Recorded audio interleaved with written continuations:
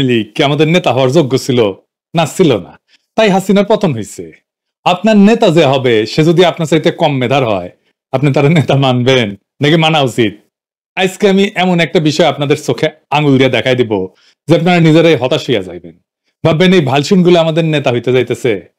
আমি আপনাদের হতাশ করতে চাই না, কিন্তু আমি সত্যি হতাশ হই যখন রাজনৈতিক নেতারা, সিনিয়র নেতারা মূর্খের মতো আচরণ করে।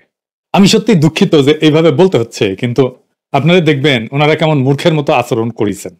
আসেন আলাপে আসি। মির্জা ফখরুল ইসলাম আলমগীর ওনার ফেসবুক পোস্টে বাংলা ভিশনের একটা ক্লিপ শেয়ার দিচ্ছেন, আবার ছাত্র দলও শেয়ার দিচ্ছে। দেখেন, কিছু বলেন নাই মির্জা ফখরুল, আবার দেখান মির্জা ফখরুল এটাই দেখান।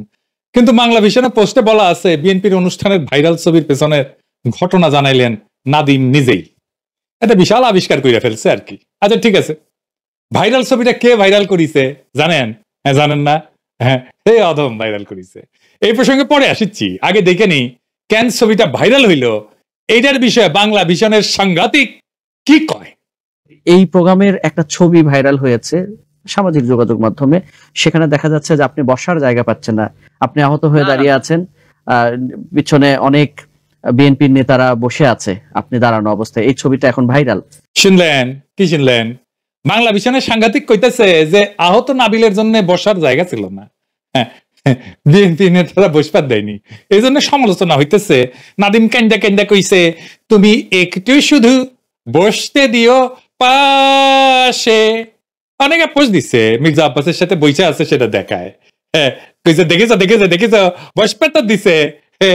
বেকুবের আচ্ছা, আমি কি বসা নিয়ে প্রশ্ন তুলিছি? হ্যাঁ, আচ্ছা সে ভাইরাল পোস্টটাকে দেখে আসি, তাই না? তাহলে বুঝবেন যে আমি কি কইছি। দেখেন, এটা ছিল সেই ভাইরাল পোস্ট।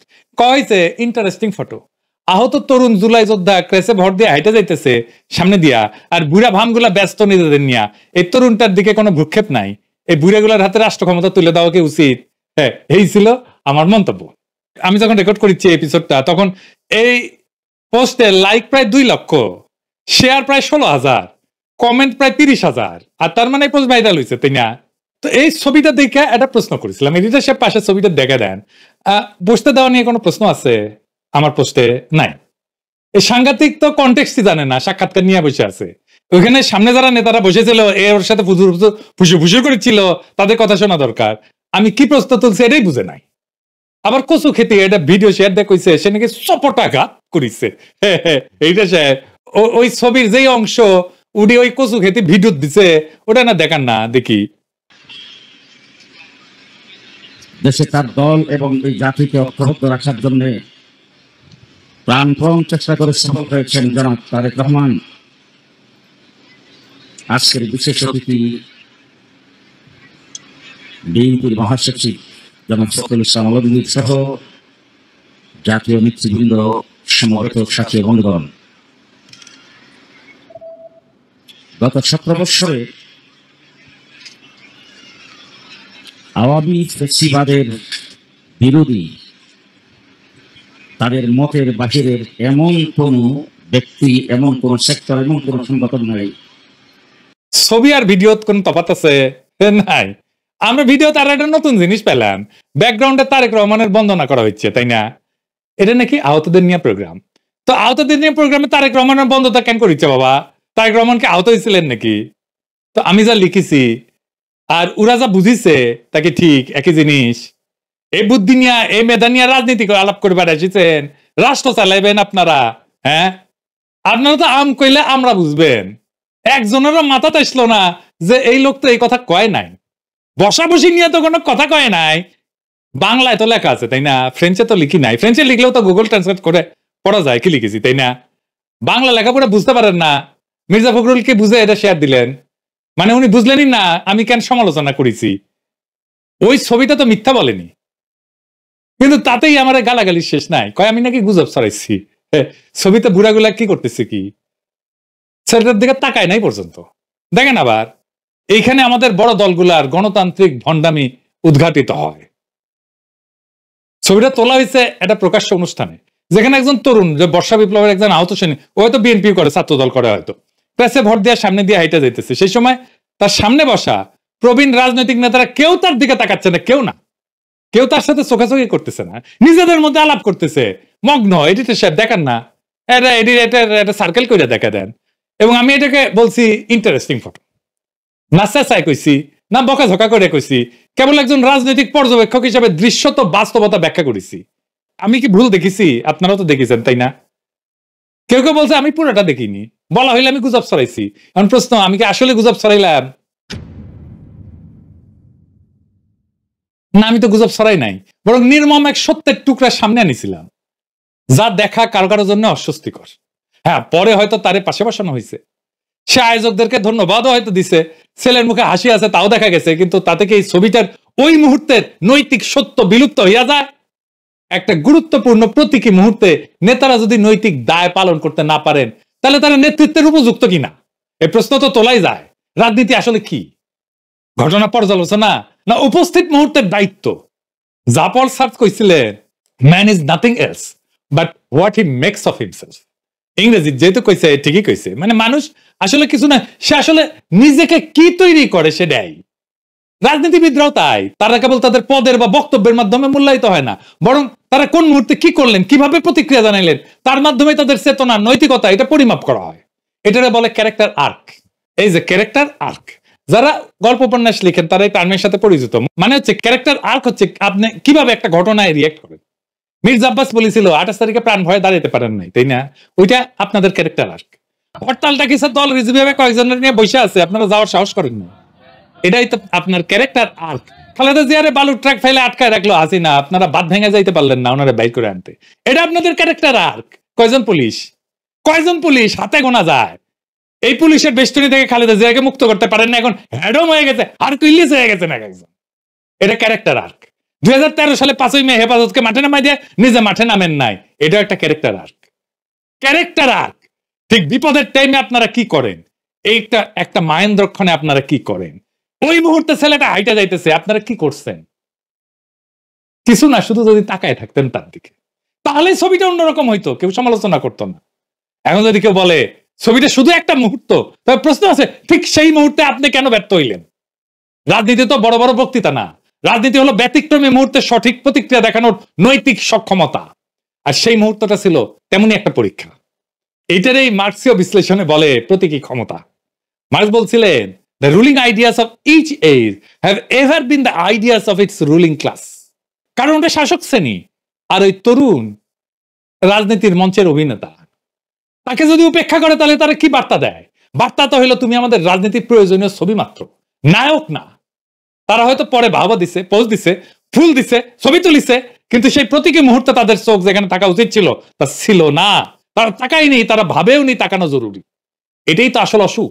এই অসুখ কেবল বাংলাদেশের রাজনীতির না, বরং নেতৃত্বহীন, দায়হীন, মেধাহীন, ক্লান্ত মানসিকতার সংকেত, যেটা আমাদের বুড়ায় যাওয়া রাজনৈতিক সংস্কৃতির স্বরূপ। ওই ছেলেটা পরে বিএনপির অনেক প্রশংসা করতে পারে, তারেক রহমানের অনেক প্রশংসা করতে পারে, কিন্তু ওই সত্য তাতে চাপা পড়ে যায় নাই যে বিএনপির নেতারা ওই মুহূর্তটাকে যেইভাবে গ্লোরিফাই করতে পারতেন সেটা তারা করতে পারেন নাই। রাজনীতি একটা স্পেকটাকল, একটা দৃশ্যকল্প, ওইটা আপনারা বানাইতে পারেন না। আমি সরি, এটা বলতেই হচ্ছে, আপনারা আসলেই পারেন না। আপনারা না পারেন বক্তৃতা দিতে, উজ্জীবিত করতে, স্বপ্ন দেখাইতে, জেহাদি জোশে ঝাঁপায় পড়তে, উদ্বুদ্ধ করতে আপনাদের কর্মীদের, না পারেন না। না পারেন একটা বয়ান তৈরি করতে, না পারেন একটা রাইট স্ট্র্যাটেজি বানাইতে। আপনার কর্মীরা কেন বিপ্লবের টাইমে 2 পয়সার ইউটিউবের ভিডিও দেখতো? আপনি নিজেই কেন দেখতেন? এখনো দেখেন? নিজেকে প্রশ্ন করেন। ওই ছেলে যাই বলুক, আপনারা তো অস্বীকার করতে পারেন না মির্জা ফখরুল নিজের কর্মীদের থাপ্পড় মারে। ফ্রান্স ফ্যানন বলছিলেন, the oppressed will always believe the worst about themselves. যে সব সময় নিচে চাপা পড়া থাকে সে তার সম্পর্কে সবচেয়ে খারাপ বিষয়টা সবসময় ভাবে। এই তরুণ দীর্ঘদিনের দুঃসহ অভিজ্ঞতার পর একটা শুদ্ধতর স্বীকৃতি পাইতে পারতেন, সেটা দেওয়া হয় নাই। সে বিএনপির কর্মী, সে তো থাপ্পড় খাওয়ার কথা ছিল মির্জা ফখরুলের কাছে, তাই না? তার বদলে পাশে বসেছে, ওর তো আনন্দের সীমা নাই, ও তো ধারণাই নাই কেমনে হিরোদের অন্য দেশে সম্মান করে। আসেন দেখি একটা ভিডিও। আমেরিকান আর্মি এই প্লেন থেকে নামিচ্ছে, কাউরে কোয়া দিতে হয় নাই। স্বতঃস্ফূর্ত জনগণ কেমনে তাদের স্বাগত জানাইতেছে, তাদের উৎসাহ দিতেছে স্বতঃস্ফূর্ত ভাবে, দেখেন।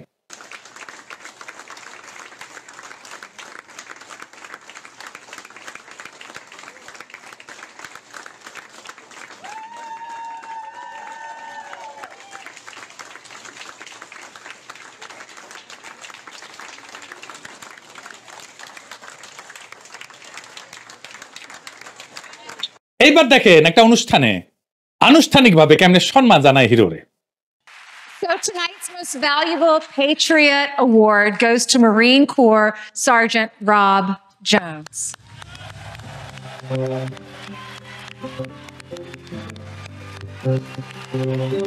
Congratulations, man. So proud of you. Yeah, good to see you all again, too. Proud of you. Thank you.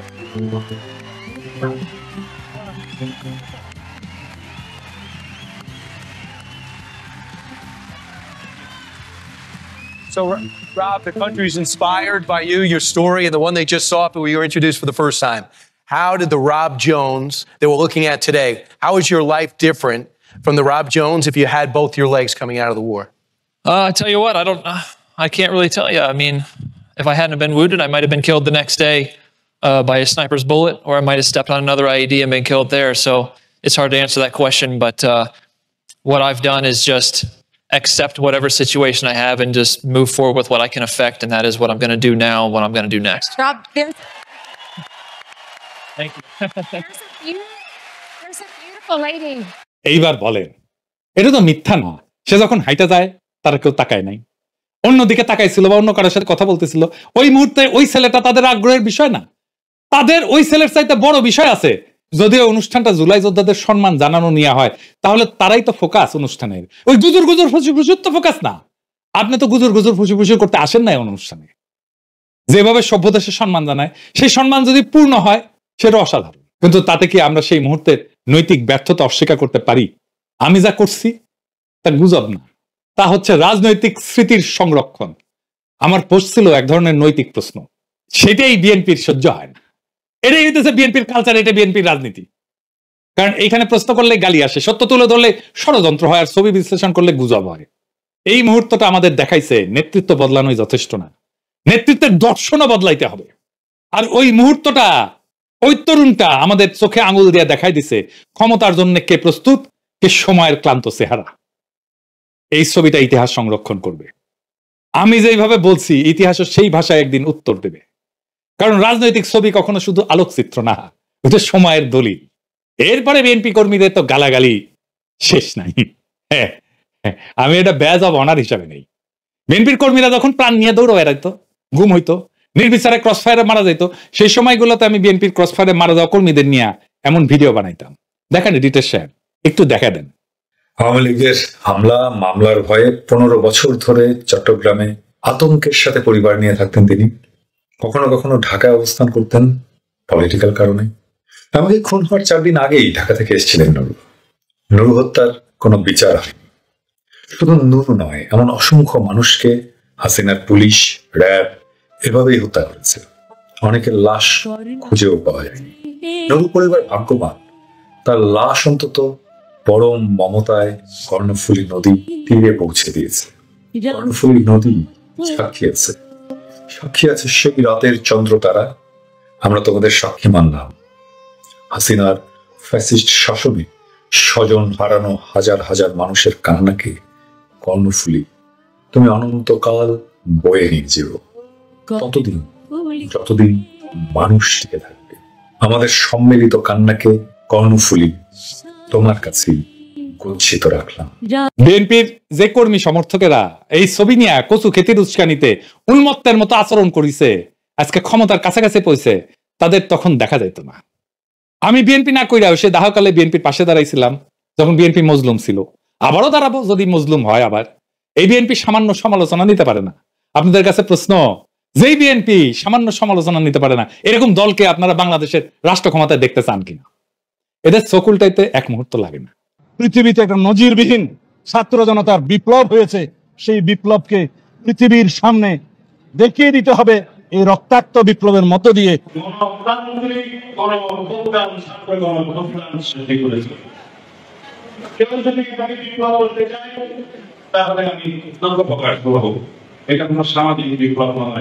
এরা রাজনীতি বুঝে না, এরা দাসত্ব বোঝে।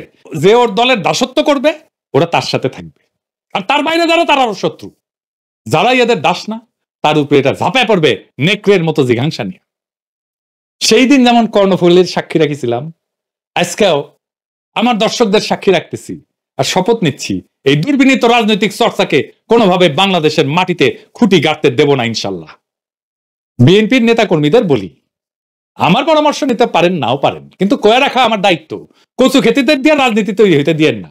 গোয়েন্দা সংস্থার টেকে দিয়ে চলা মানুষরা বাজারে মাইয়া মানুষের মতো। প্রচুর লাশময়ী হয়, সাথে থাকে রোগ। দ্বিতীয় বিশ্বযুদ্ধের টাইমে এই রোগ এতই বাইরে গেছিল, সৈনিকদের মধ্যে যে এমন পোস্টার ছাপাইতে হয়েছিল। আমি বিএনপির অফিসে ইনকা পোস্টার লাগিয়ে দিতে চাই কচু খেতিরে নিয়ে, কচু খেতির সংস্রব এড়ানোর জন্য। এই প্রসঙ্গে একটা বড়দের কৌতুক দিয়া এপিসোড শেষ করব, বাচ্চা লোক এপিসোডটা না দেখলেই ভালো হবে। এই কৌতুক কলে আঙ্কারে মেডিকেল কলেজের কৌতুক। মেডিকেল কলেজে ইনকা প্রচুর কৌতুক আছে যা বাইরে আপনারা জানবেন না। এক পংটা পোলা তার ডাবল পংটা বাপরে যা কইতেছে, বাপ টেকা দাও টেকা দাও টেকা দাও। বাপ কয় কি করবি টাকা দিয়া?